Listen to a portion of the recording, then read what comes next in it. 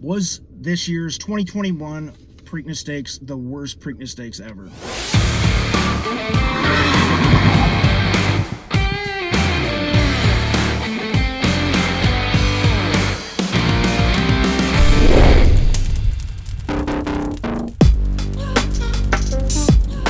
What up? It's been a little while since you've heard from me. Been out of town.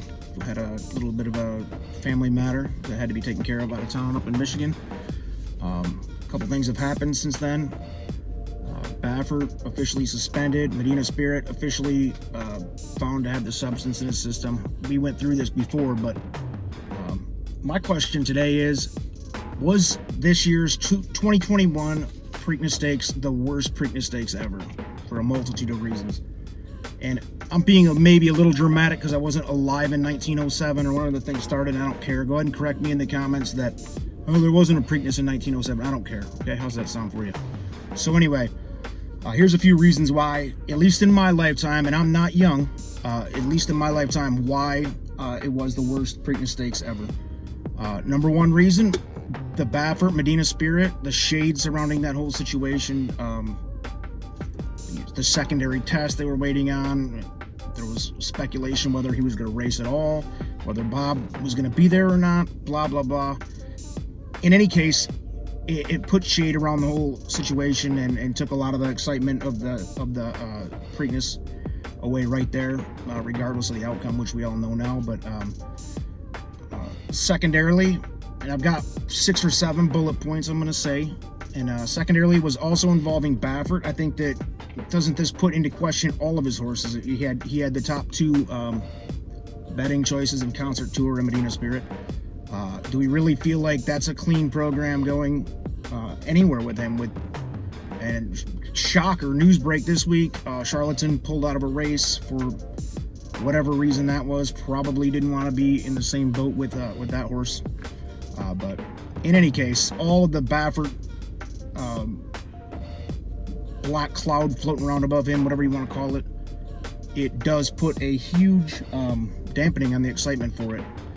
Point number 3, the lack of confidence in a Triple Crown hopeful. And even if you liked Medina Spirit to be able to win them all, again with the shade around that situation, and I don't think that horse, and I would have said this before the Derby, I said it, and before the Preakness, I don't think that horse was a Triple Crown winner to begin with or without the meds.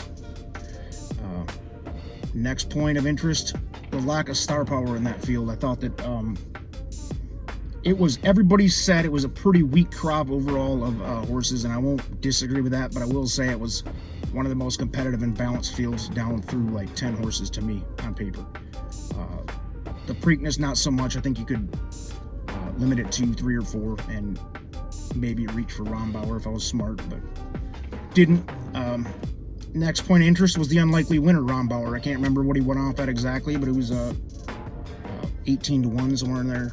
Maybe like 12. I don't know. Let's fix that in the editing room here. But less than impressive campaign for Rombauer. He had a couple impressive runs, but I mean, I don't see that him winning that Preakness taking away the chance for. I think we all secretly root for a horse with an opportunity to win the Triple Crown, which wasn't going to happen with Medina Spirit anyway again, but Rombauer sealed the deal with that, and it wasn't any of the other horses that I think people were hoping would win that either. Although Rombauer looked impressive in that one, he was less than impressive all prep season, with maybe one exception.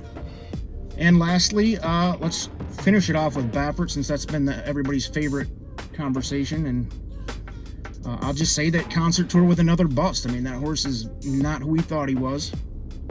He had 2 or 3 wins early in the prep season against nobody, and one of them he struggled. Not the super horse that a lot of people painted him as. I can't remember your name in the comments that was calling me out and wanting to fist fight and all that, but remember me? Yeah, that dude got 9th in the Preakness. He is who we thought he was, in the famous words of Dennis Green. That's all I got. I wonder if you guys think that Preakness was tainted. Sadly, it was tainted, and it didn't have the excitement that a Preakness normally has. And then with Rombauer winning, and then of course the Triple Crown opportunity going away, even worse. So the Belmont does look like it's stacking up nicely though, so looking forward to that. We'll check back in with you guys next week and have some opinions on the Belmont, and hope to hear back from you. Peace.